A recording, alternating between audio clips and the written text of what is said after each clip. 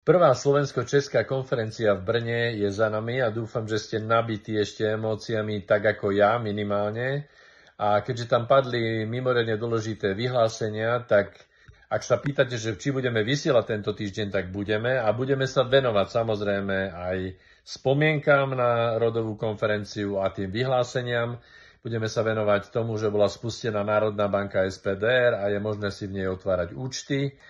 V relácii privítam ako obyčajne Ivana s Norom. Budeme sa venovať spravodajstvu TikTok, pretože kapitalistický svet to má zrátané.